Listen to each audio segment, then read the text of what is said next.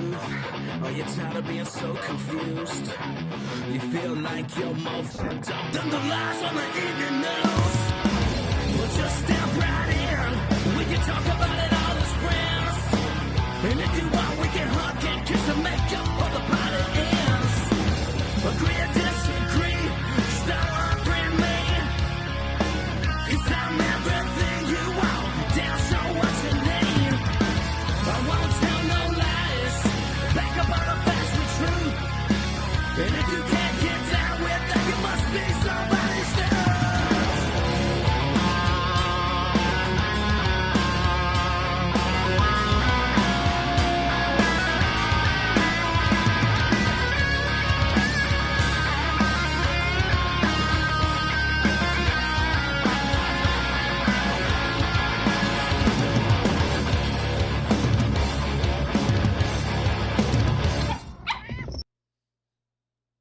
Hey guys, Barry Morgenstein, America's headshot photographer, coming to you from my New York City studio. Great friend of the Dumb Show. It is now time to put down the camera because it's almost 7 p.m. and I'm gonna watch the coolest, the most real and raw show on the internet. It's on every night, 7 p.m. Eastern Standard Time with the coolest guys, Matt, Olivia, Leroy, and Amy.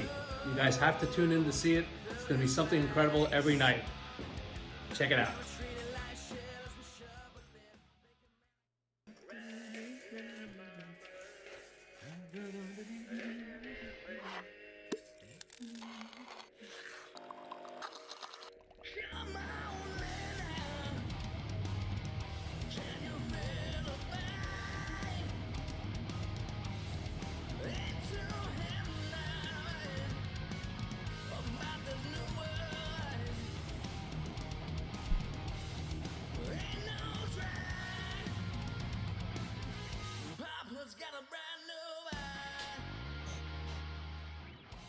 Adjusting transmitter output.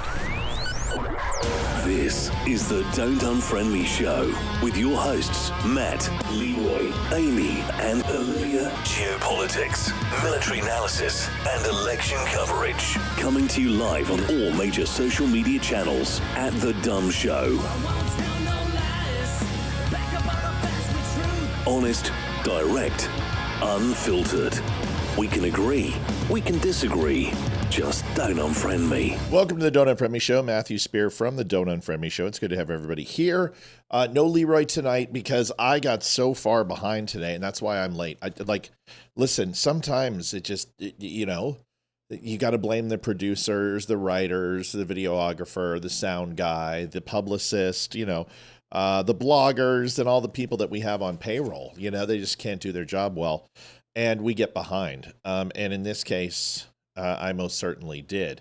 I don't know what else to say. I apologize. We're going to do better and try to get on time, and we will make up the time difference. And in fact, the thing that I wrote today, I'm going to need a new printout of it because I realize that I'm too damn old, and this thing is too damn small for me to see. That's what she said. So I'm going to increase the size of this. Holy moly, this is going to cost a lot. And ask my wife to fetch the printer. Olivia, please. And we'll get a new copy of this. And the reason why I'm writing this is because, my pastor reached out to me. And he had a chance to see the show. Thank you, babe. And when specifically the pro-life show. And, and he's like, I want to commend you on your courage and, say thank you for defending life. And here's this guy who sits up in front of his entire congregation and does it, knowing that he has eyes on him that are going to challenge him. And with me, most people are conservative who watch the show, but I appreciated what he had said. And I said, well, the reason I did that wasn't because I felt obligated. It's something I've always, at least in my adult life, believed in pro-life. And the reason I said something on that Monday was I was inspired by his sermon, number one. But number two, it's wrong. And, you know, I think I spend a lot of time explaining what other people do wrong. And I don't spend a lot of time talking about the things that are truly wrong. And that's something that I can do better.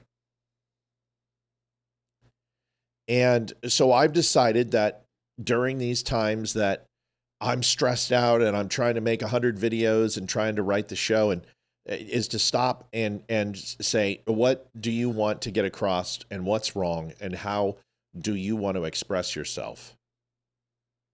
And so at the 6 o'clock hour, got done with dinner, and I started writing.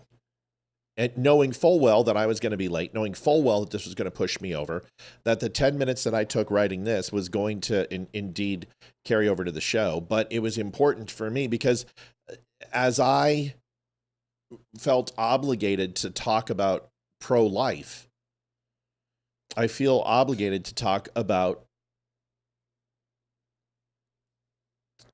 maybe not so much Israel, but Jews. And whether it's my relationship with Todd Perlman when I was 7, 8 years old and went over to his house wearing my members only jacket because he had one and it was I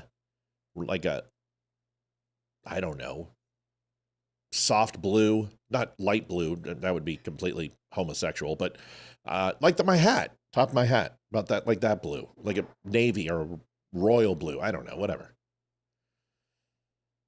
And going into his house and having potato pancakes with his mom.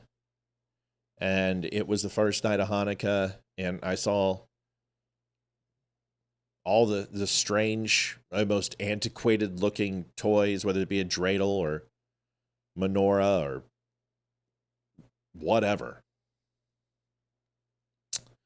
And I didn't understand it. And I went to my mom and dad. I said, Mom and Dad, what, they have a bunch of nights of Christmas? And she's like, oh, you mean Hanukkah? I said, yeah. And she goes, well, they're Jewish. They're a little weird. I'm like, oh, well, that was pretty much my mom's answer for everything. Catholics, Protestants, Mormons, they're all weird. But of course, her religion was never weird. And, going through times where I worked with fellow ISs or working with people in IDF or Mossad and the relationships that I've created there, or a good friend, Barry Morgenstein, or go figure, a lawyer of mine, friend. Yeah, of course. And an accountant. My accountant's Jewish and my lawyer's Jewish. And if I ever get into OnlyFans, I'm sure my producer will be Jewish too.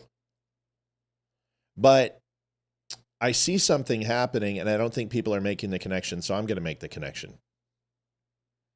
And when you listen to people like Nick Fuentes and you listen to people like Jake Shields, you can tell they either knew a Jew, or plural Jews, or they've never known him in their life. And either you've never known them and you just assume, or you've known Jews and they've hurt you or harmed you in some way, and you've decided to castigate aspersions on the entire group of people. This is usually how it happens.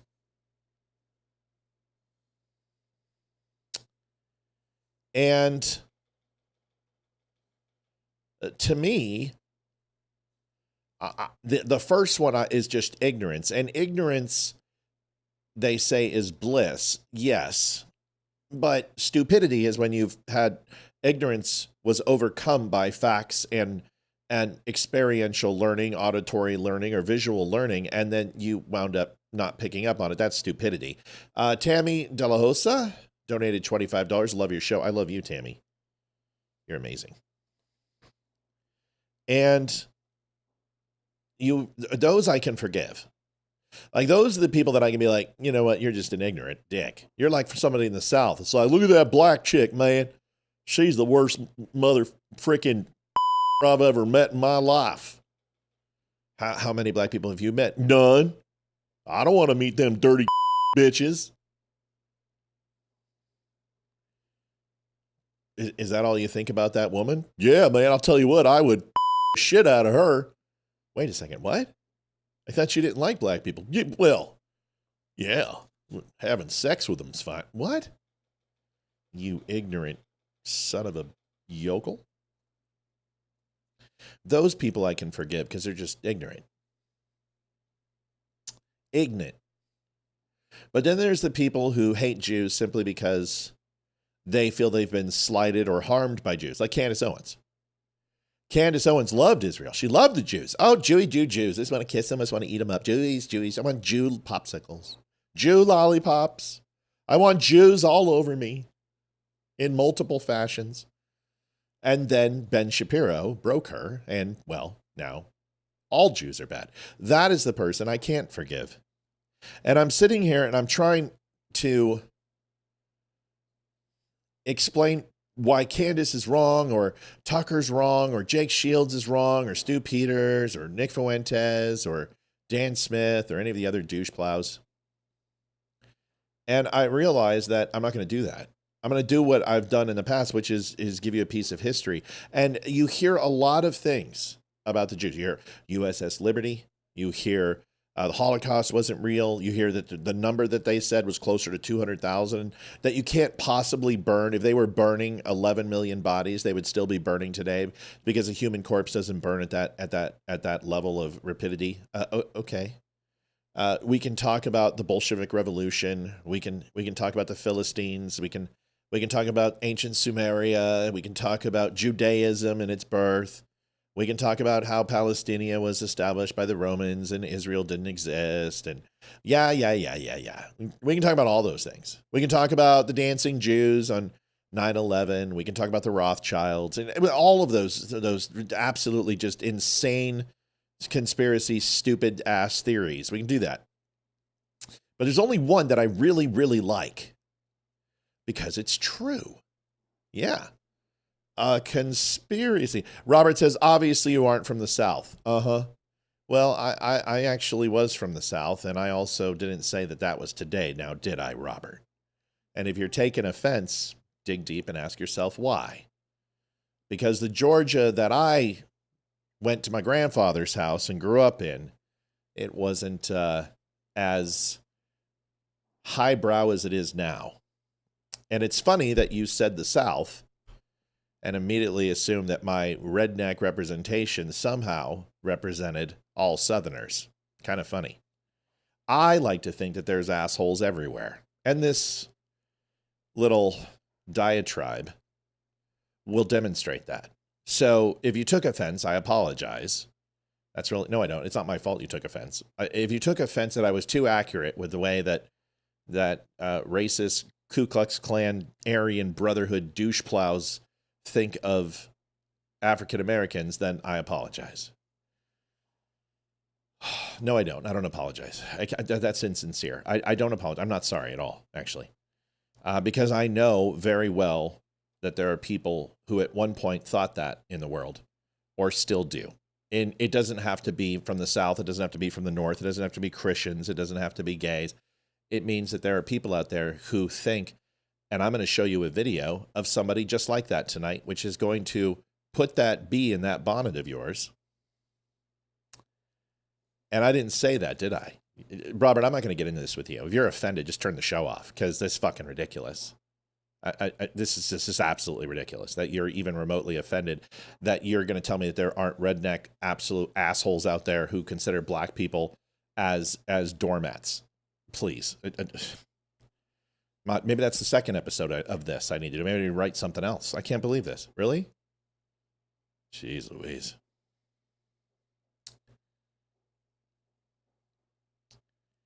So the one thing that you hear about the conspiracy theories and all these is the Jews have been kicked out of 176 different countries. 176 countries. Nobody can stand these people. I don't care that you're from Alabama, Robert, and I'm not other people. And if somebody treated you poorly because you're from Alabama, then go yell at them. It's not me. I wasn't even thinking of Alabama. I was thinking of like Shreveport, Louisiana, or Georgia. like 1950s to 1965. Once again, dude, I'm not talking to you, bro. I'm not talking to you. I'm talking to the show. This isn't the Robert Marlar show. This is the Don't Unfriend Me show. I'm not even talking to you. I didn't even know you were from Alabama.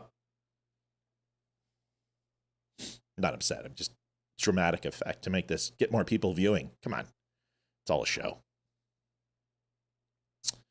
So so 176 different countries. And you hear it, it's 226, it's 175, it's 300, countries. And they try to make it sound that countries kick Jews out because Jews are bad. And I'm sure some Jews are. And to assume that because they're Jews, they're bad is kind of stupid. But when you're a Christian, you immediately inherit that the Jews have done bad things and yet are still worthy of forgiveness because Christ died for all of our sins, right?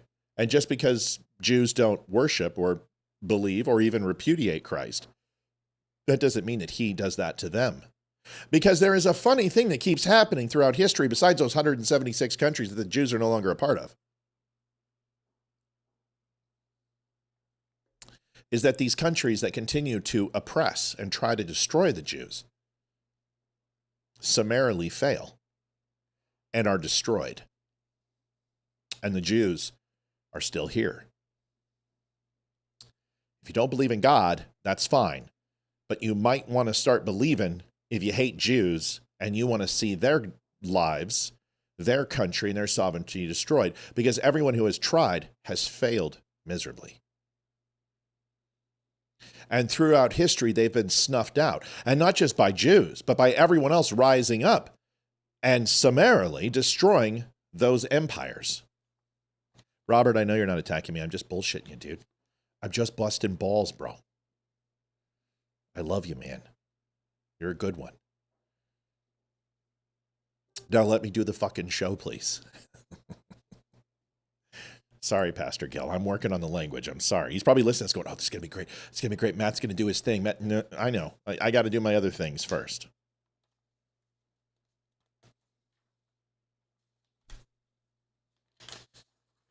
That's upside down. Hoy boy. God, give me strength. Here we go. Throughout history, from Nazi Germany, 1933 to 1945, to the Soviet Union in 22 to 91. 1936 to 45, Imperial Japan. Fascist Italy from 22 to 43. The Tsarist Russia from 1881 to 1917. Tsarist Russia again, 1881 to 1970 at Site 17, with not just the Tsars, but the Undershah Rebellion, which was led by despots and castigated out of society, monarchy that was working against the Tsars. Ba'athist Iraq, Ba'athist Syria, 1970, 2006, 2003, and then Iran, 1979 to present. These are just a few snapshots of major empires that, or territories that have collapsed, that are no longer present in the world today, or are about to find out that when you go after Jews in this world, that whether by divine power or by unilateral global condemnation, you are going to be in a world of hurt. So I'm going to read this to you. And I'd appreciate the donations that come through, all that. Olivia's going to put them in and all that stuff. So thank you. And I'm going to try to do this without my glasses. Across modern history, anti-Semitism has repeatedly emerged as, and I apologize, this was a 10-minute write, so this isn't going to be perfect. Across modern history, anti-Semitism has repeatedly emerged as a tool used by failing or authoritarian movements to consolidate power, redirect blame, and fracture societies from within. The pattern is consistent. Jews are cast as outsiders, manipulators, or corrupting forces whenever regimes need an enemy to unify the masses or excuse the collapse that's taking place. In Nazi Germany, anti-Semitism was central doctrine.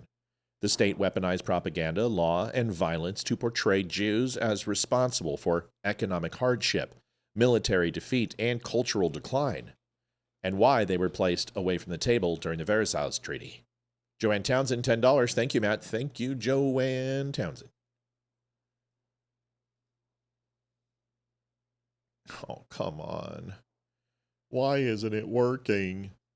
Honey, can you hit refresh or something? The total thingy bobber isn't working. It's working over here. Never mind. I'll just use this window here. Son of a motherless. This was supposed to be so good. This was going to be so powerful and impactful, and I'm screwing it up. I'm going to blame Robert Marlar. He's to blame. Just like the Jews.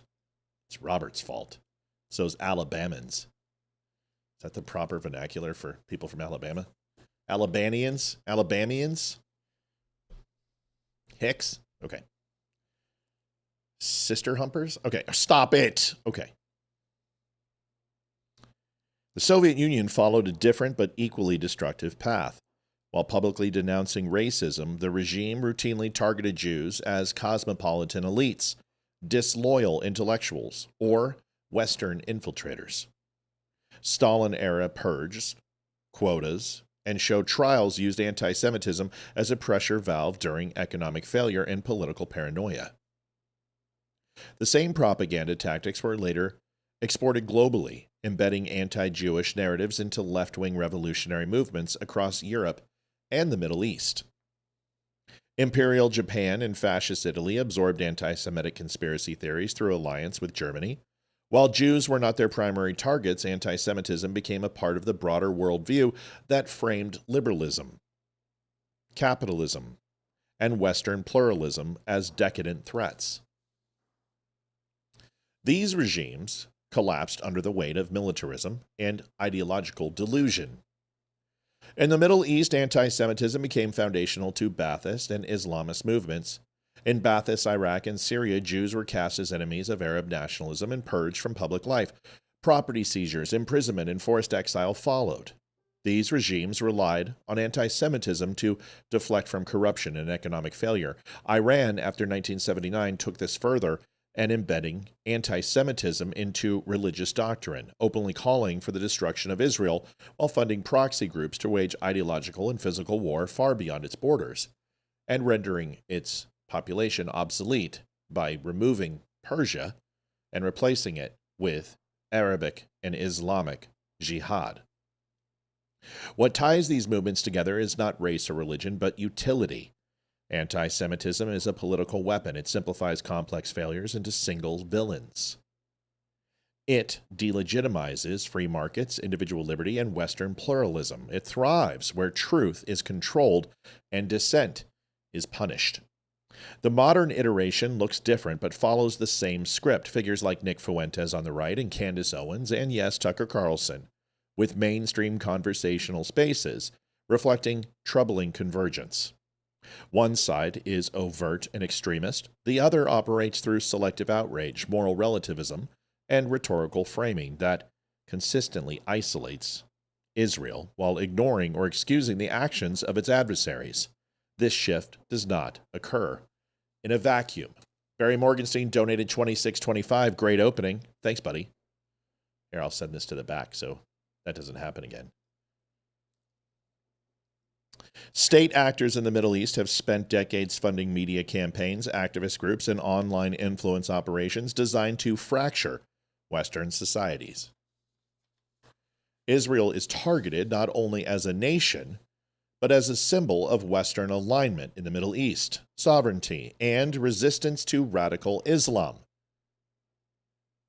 By turning Israel into a wedge issue, these campaigns aim to divide left from right. Listen to that again.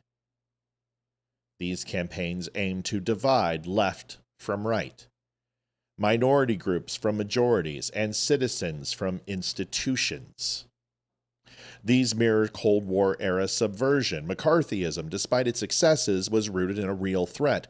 The Soviet Union actively infiltrated Western institutions, media, labor unions, and academia to destabilize democratic societies from within. Today, the methods are updated, but the goal remains the same: sow distrust, invert moral language, frame aggressors as victims, undermine confidence in Western civilization itself.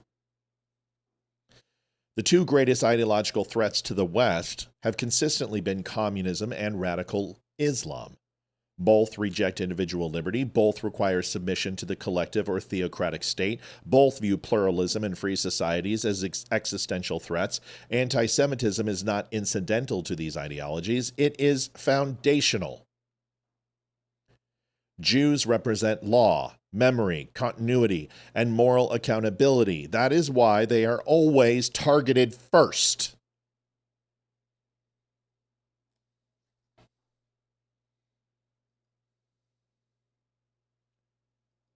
Liv, did we get punted?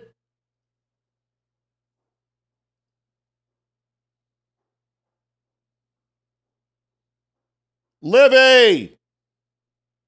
Sorry, waiting for the wife. Did we get punted? I'm off. Facebook, Liv, come here, please. Livy. I don't ever care about Rumble. I only care about Facebook.